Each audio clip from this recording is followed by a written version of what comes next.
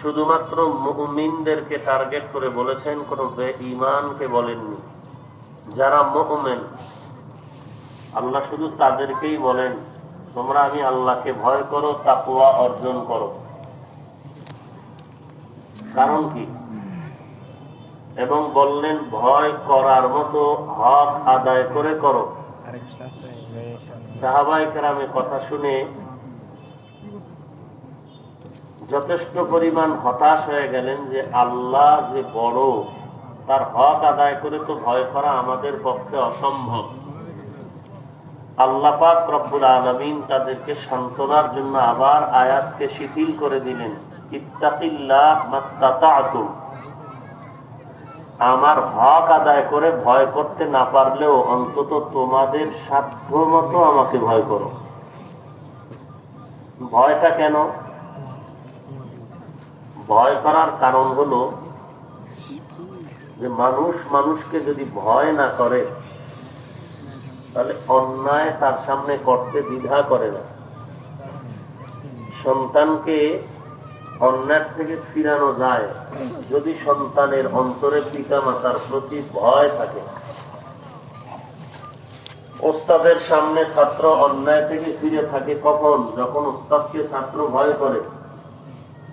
আসামি বিচারকের সামনে অপরাধ থেকে মুক্ত থাকে কখন? যখন বিচারকের প্রতি আসামির ভয় থাকে। ঠিক মানুষের মধ্যে যখন আল্লাহর প্রতি ভয় আসবে তখন গুনাহের থেকেও মানুষ ফিরে থাকাটা সহজ হবে।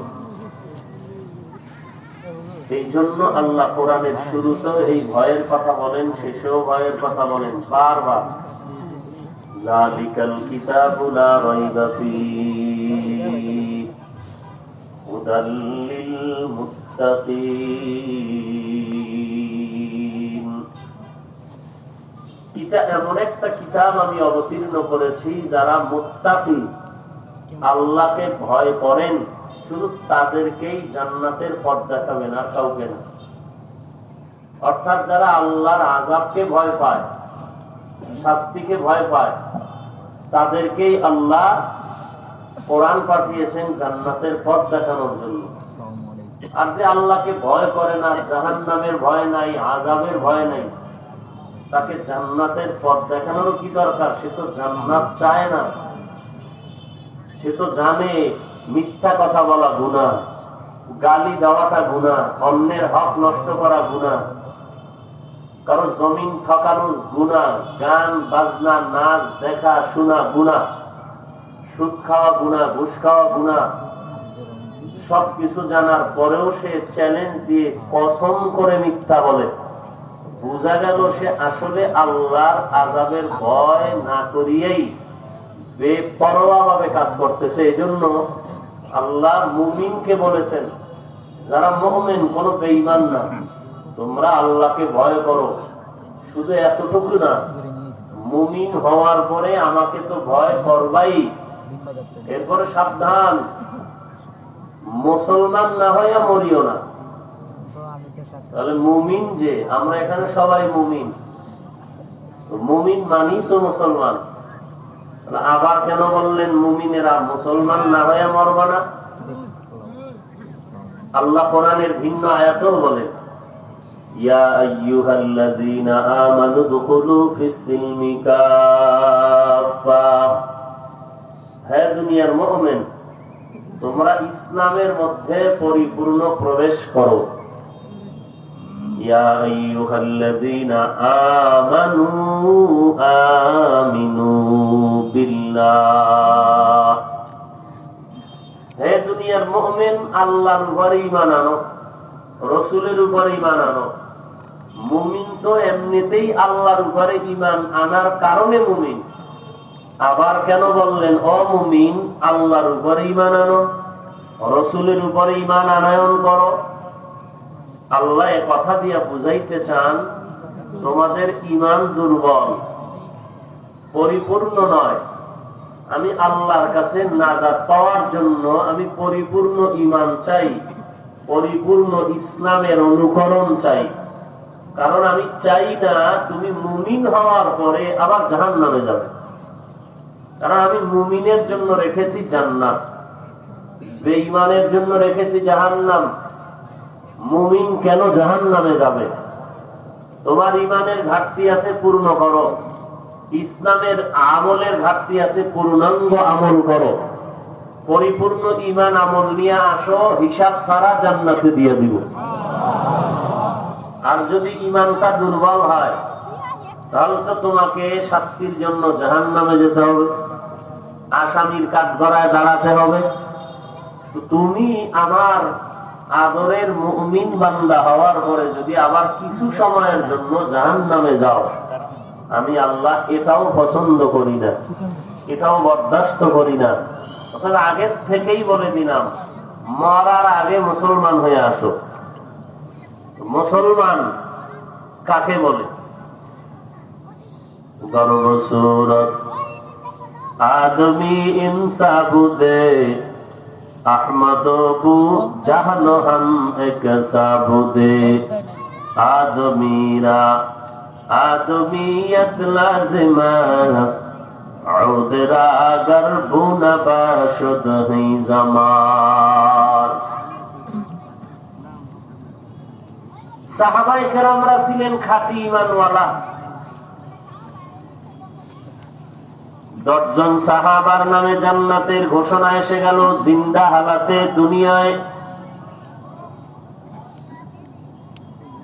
এক একজনের মূল্য আর মর্যাদা কত! আবু বকর সিদ্দিক রাদিয়াল্লাহু তাআলা আনহু এত বড় দামি সাহাবী, জান্নাতের সুসংবাদ প্রাপ্তদের মধ্যে তিনি হলেন সিরিয়াল 1। এরপরে হযরত ওমর,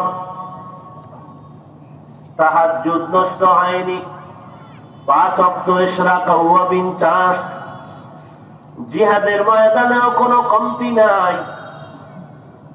ব্যক্তি আর পরিবার, সমাজ, রাষ্ট্র পরিচালনার ক্ষেত্রে কোনো তাদের ঘাটতি নাই, ইখলাসের ঘাটতি নাই, শিরকের কোনো গন্ধ নাই, তাকওয়ার কোনো কমতি নাই, ইলম ও আমলের কোনো ব্যবধান নাই। এত চূড়ান্ত পর্যায়ের আমল তারা করেছেন যে আল্লাহ তাদের উপরে খুশি হইয়া 10 জনের নামে জান্নাতের টিকিট দিয়া দিলেন।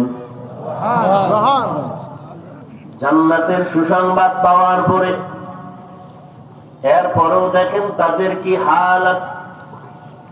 আবু বকর সিদ্দিক রাদিয়াল্লাহু তাআলা আনহু নামাজে দাঁড়ায় কান্নার আওয়াজ, ওমর ফারুকের কান্নার আওয়াজ, হযরত ওসমানের কান্নার আওয়াজ, হযরত আলীর কান্নার আওয়াজ।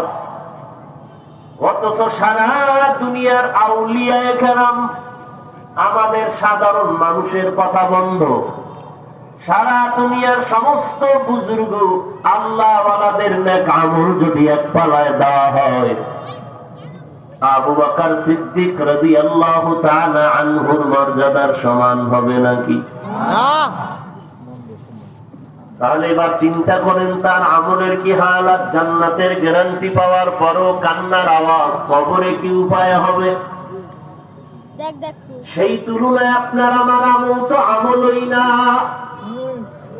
তাদের তুলনায় তো তাদের পরে আউলিয়া কেরামরা যে পরিমাণ আমল করেছেন, না খেয়ে কষ্ট করে গামছা মাথায় বেঁধে বেঁধে মানুষের কাছে কালেমার দাওয়াত দিয়েছেন, কত গালি শুনেছেন, জবাব দেন নাই, কত রাত ঘুম মেরে কান্না করে দোয়ায় কাটিয়েছেন। তাদের তুলনায় আমাদের নামাজ তো নামাজই না, আমাদের পর্দা, আমাদের হালাল হারাম তো কিছুই না, আমল তো আমলের মধ্যেই পড়ে না। তাহলে বুঝেন আমাদের কি হালাত। এইরকম আমাদের ঈমানওয়ালাদের ঈমান দুর্বল যাদের আছে, আল্লাহ তাদের বলেন ও ঈমানওয়ালা, ঈমান আনো আল্লাহর উপরে পূর্ণাঙ্গ ভাবে। কারণ তুমি বলো আমার মালিক আল্লাহ, আমার রব হলেন আমার আল্লাহ, কিন্তু তোমার বাস্তবে দেখা যায় তুমি রবের গোলামি বাদ দিয়া অন্যের গোলামি করো। তুমি দাবি করো মুহাম্মদ আমার কলিজার নবী, আমি আমার কলিজা থেকে আমার নবীরে বড় মহব্বত করি। কিন্তু আমার নবীর বিরুদ্ধে কথা বলা হয়, তুমি ঘরে ঘুমাও, তোমার মাথায় নবীর আদর্শ নাই, তোমার বডিতে নবীর আদর্শ নাই, তোমার সন্তান তোমার পরিবারে নবীর আদর্শ নাই। অথচ কেমন নবী পেয়েছ রে উম্মত, যেই নবীর আদর্শ এত সুন্দর, এত পবিত্র। মক্কার জমিনে নবী যখন এমন আদর্শ নিয়ে আগমন হয়েছেন, মক্কার খারাপ খারাপ মানুষগুলো এত দামি হয়েছেন, নবীর আদর্শ দামি যারা গ্রহণ করেছে তারাও হয়ে গেলেন দামি। এরা শুধু দুনিয়ার লাইনে দামি না, এরা দুনিয়াতেও যেমন বাদশা, পরকালেও তেমন বাদশা। যাও সুন্নতে আহমদ কুজা বা মোহাম্মদ কৈবুয়ত নিসবতুনা কারে শয়তা মিকুনি নামত বলি গরওয়ালি ইলানুতাস্তায় বরওয়ালি। হিসাব নিকাশ ক্লিয়ার। কে চেয়ারম্যান, কে মেম্বার, কে এমপি, কে মন্ত্রী, কে পীর, কে মুরিদ, কে শিক্ষিত, কে অশিক্ষিত, কে আলেম, কে গায়রে আলেম, কে মুফতি সাহেব, কে মুহাদ্দিস, কে প্রিন্সিপাল, কে বক্তা, কে শ্রোতা, ভেদাভেদ নাই। দুনিয়াতে এসেছিলাম অসহায়, আমি দুনিয়াতে এসে বড় দামি চেয়ারে বসবো। আসার সময় আমার আব্বা আম্মাও বুঝতে পারেননি। আপনারও হালাতটা যেমন আমারও হালাত ছিল এমন। আবার সব বাহাদুরিকে গাঁট্টিতে বেঁধে সব বন্ধ করে আমার জায়গায় গাড়ি থাকবে, বাড়ি থাকবে, তিনটা পাতলা কাপড়ের প্যাকেটের মধ্যে যখন ঢুকে যাব, সেই শিশুবেলার মতো আবার আমি অপরিচিত হয়ে যাব। কে পীর, কে ধনী, কে গরিব। কাপড়ের মধ্যে ঢুকানোর পরে আর কারো গায়ে লেখা থাকবে না তুমি এমপি, তুমি মুফতি সাহেব, তুমি প্রিন্সিপাল। ও বান্দা, এই পরকালের চিন্তা তোমার কাপড়ের মধ্যে যখন তুমি ঢুকবা, একটু চিন্তা করো। কাপড়ের মধ্যে ঢুকার পরে তখন আর কোনো পরিচয় নাই, একটা মাত্র তোমার পরিচয় হবে তুমি মুসলমান কিনা, তুমি মানুষ কিনা। কবরে যাওয়ার পরে তোমার আমার কবরের সাইজ হবে সমান, তোমার আমার কাপড়ের কালার হবে সমান। কবরে নেওয়ার পর জানাজার নিয়মটা করে জানাজা পরে ইয়া কবরে দাফন করে যখন সবাই চলে যাবে, আমার কবরও দুইজন ফেরেশতা আসবে, আপনাদের কবরও দুজন ফেরেশতা আসবে। আসার পর তিনটা প্রশ্নের জন্য আপনাকে আমাকে জিজ্ঞাসা করা হবে। এক নাম্বার, রবের পরিচয় দাও। দ্বিতীয় প্রশ্ন ধর্মের পরিচয় দাও। তৃতীয় প্রশ্ন রাহমাতুল লিল আলামিনের পরিচয়টা দাও। তুমি আলেম জানার দরকার নাই, তুমি পীর না মুরিদ জানারও প্রয়োজন নাই, তুমি ধনী না গরিব জানার দরকার নাই। তিনটা প্রশ্নের জবাব দিলে কবর হবে জান্নাতের বাগান, আর যদি জবাব দিতে না পারো কবর হবে জাহান্নামের টুকরা। দুনিয়াতে আমার সম্মান কত জানার দরকার নাই, ওই কবরে তিনটা প্রশ্নের জবাব ঠিক করে যাও। আল্লাহ পাক ওদিকে সতর্ক বাণী দিয়া বলেন, ওয়ালা তামুতুন্না ইল্লা ওয়া আনতুম মুসলিমুন।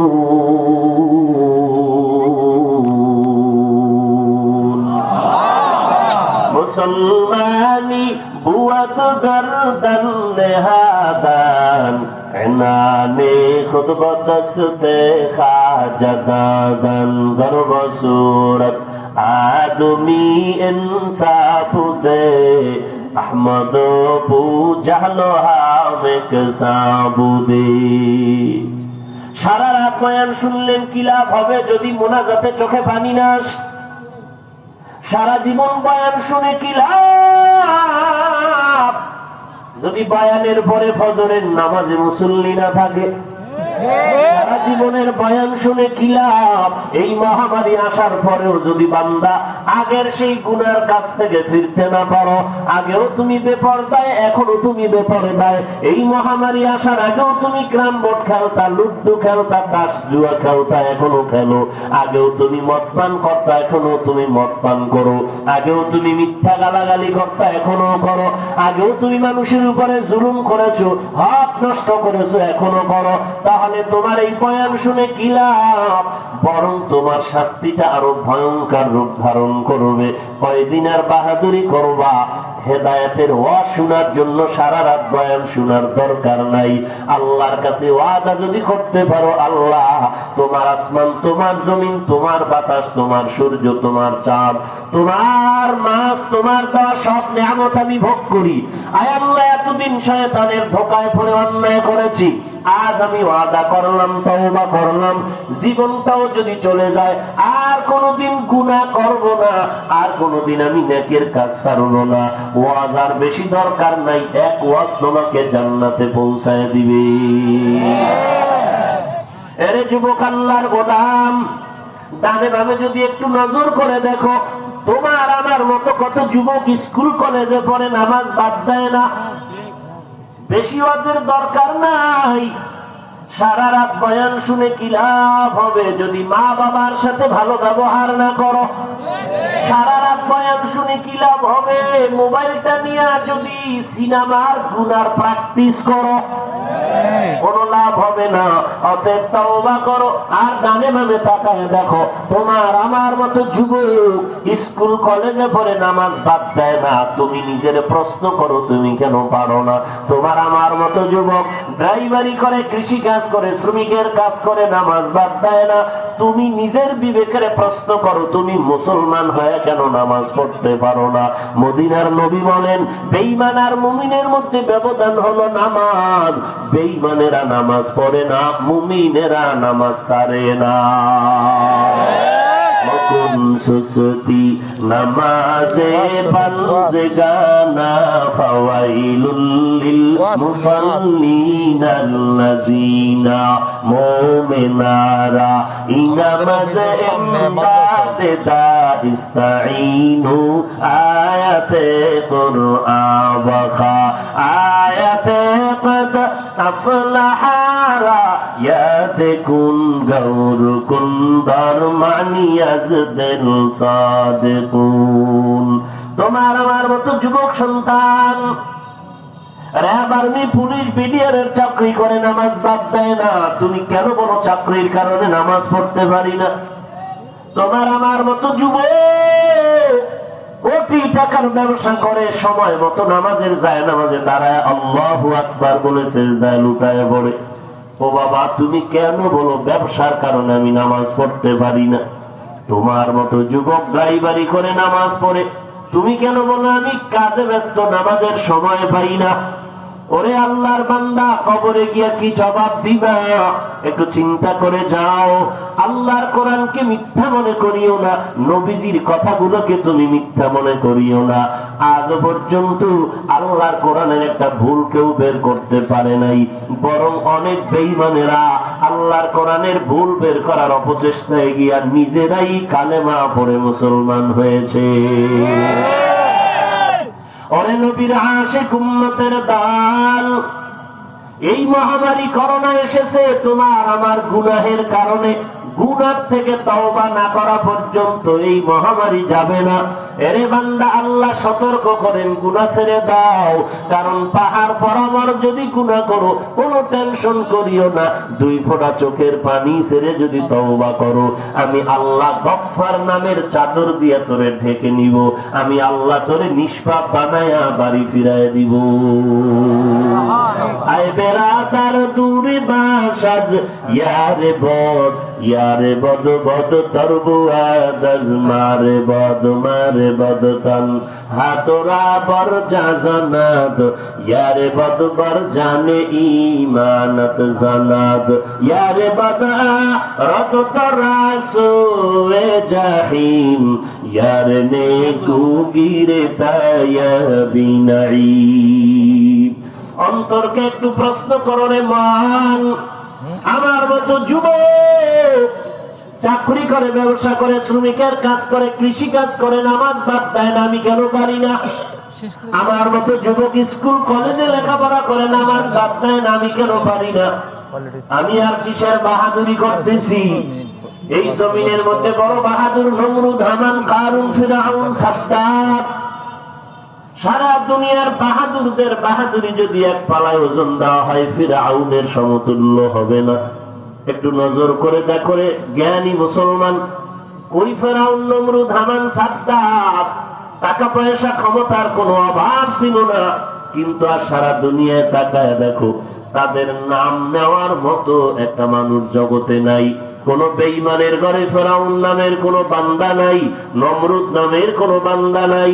কেউ যদি বলে এ ভাই তোর 1 লাখ টাকা দিব, তোর নামটা ফেরাউন নাম লেখ, তুই লেখ আমার নাম মিস্টার ফেরাউন, লোকটা বলবে টাকা উল্টা প্রয়োজনে আমি দিব, তারপরও ফেরাউন নামটা আমি লিখবো না।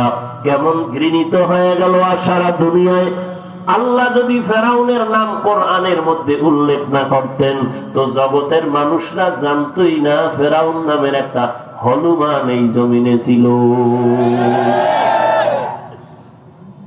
যেই ফেরাউনের লাশটা জমিনেও কবুল করে নাই, কোথায় কোথায় তার লাশ? এরে আল্লাহর বান্দা, দুনিয়ার কোন বেঈমানেরা পর্যন্ত ফেরাউন নামটা পছন্দ করে না, নমরুদ নাম পছন্দ করে না, অথচ টাকা পয়সা গাড়ি বাড়ির অভাব ছিল না। পক্ষান্তরে আম্বিয়ায়ে কেরাম, সাহাবায়ে কেরাম, আউলিয়ায়ে কেরাম, এদের নামের উপরে কত মুহাব্বত, বিধর্মীরাও মুহাব্বত করে। যাও ভারতের মধ্যে খবর নাও, ওই খাজা মুঈনুদ্দিন চিশতি আজমিরি রাহমাতুল্লাহি আলাইহির নামের উপরে মুহাব্বত করে স্মরণ করে প্রত্যেকটা ভারতের হিন্দুর মনেও তার প্রতি মুহাব্বত আছে। এটা টাকার কারণে আর ক্ষমতার কারণে হয় নাই, এগুলো জোগাড় হয়েছে, অর্জন হয়েছে একমাত্র পবিত্র নবীর পবিত্র আদর্শের মাধ্যমে। হামসিরাতে মুস্তফা দর তামামি হালে উকুন ইত্তেবা ইত্তেবায়ে সুন্নতে খায়রুল বাশার গিরে লাজিম তাবয়াবি আয়ে পেশার। অতএব মরণের সময় কিন্তু হাতে বাধা নাই। এই মহামারীতে কত বান্দা তার মা বাবাকে হারিয়ে চোখের পানি ঝরতেছে, লাশটা পর্যন্ত দাফন দিতে পারে নাই করোনার ভয়, জানাজা যেতে পারে নাই করোনায় আক্রান্ত হওয়ার ভয়। এরে আল্লাহর বান্দা, তুমিও যে আরো 5 বছর বেঁচে থাকবা কোনো গ্যারান্টি নাই। হঠাৎ আমি সুস্থ মানুষ, 5 মিনিটের মধ্যে অসুস্থ হয়ে যেতে পারি, এর কোনো গ্যারান্টি নাই। মানুষটা হঠাৎ অসুস্থ, হঠাৎ দুনিয়ার থেকে বিদায়ের ঘন্টায় বাড়ি পড়ে যাবে। যখন বিদায় হয়ে যাইবা, মা বাবা কান্না করবে আমার সন্তান দুনিয়াতে নেই। কান্নার পরেও ধরে রাখবে না, গরম পানি করায় কবরের মধ্যে বাগানে নিয়ে তোমাকে একা একা ফেলে আসবে, আর কেউ খবরও নিবে না। ওই অন্ধকার কবরে যাওয়ার পর যদি 3টা প্রশ্নের জবাব দিতে পারো, কপাল খুলে যাবে, কবর জান্নাতের বাগান হয়ে যাবে। আর যারা দুনিয়াতে রবের গোলামি করলো না, ইসলাম অনুযায়ী চললো না, নবীর সুন্নতের মালাটা গলায় লাগাইলো না, এরা কবরে গিয়া জবাব দিবে লা আদরি, আমি কিছুই জানি না, আমি কিছুই জানি না। আল্লাহ বলবেন ফেরেশতা, এই নাফরমানের আর কোনো সুযোগ দেওয়ার দরকার নাই। দুনিয়াতে আমার দেওয়া নিয়ামত পাইয়া আলেম ওলামাদের পায়ে ধরা বয়ান শুনিয়াও বান্দা নামাজ পড়ে নাই, পর্দা করে নাই, হালাল খায় নাই, আমি আল্লাহ আজকে আর দিব না। জাহান্নামের আগুন কবরের মধ্যে জ্বালায় দাও, কবরের মাটি 2 পার্শ্ব থেকে চাপ দেওয়া শুরু করে দাও। কবরের ভেতরে 1টা নয়, 2টা নয়, 70 থেকে 99টা সাপ কবরে সে ভরে যাবে রে বাবা। দুনিয়ার কিছুই না, বালিশে মাথা লাগায় যখন বাতি নিবায় ঘুমাইতে যাও, 1 মিনিট চিন্তা করিও বাবা, ঘুমের মধ্যেও তো কত মানুষের মরণ হয়।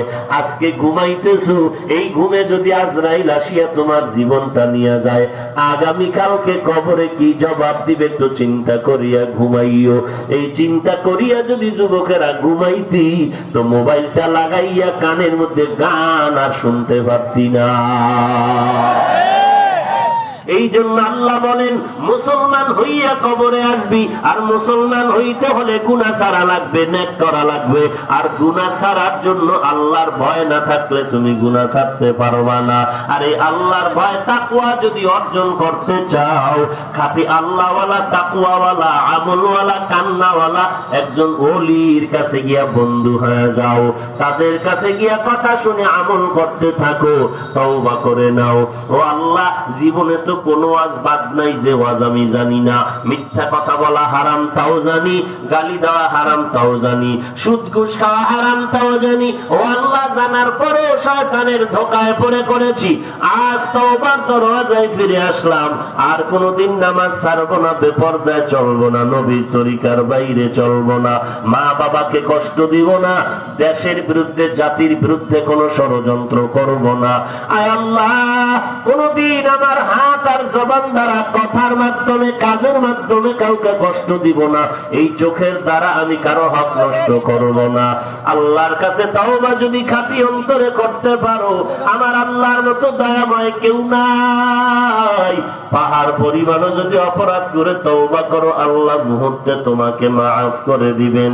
আয় আল্লাহ, আমাদেরকে খাঁটি তওবা করার তৌফিক দান করেন, গুনাহমুক্ত জীবন দান করেন, তওবার উপরে মজবুত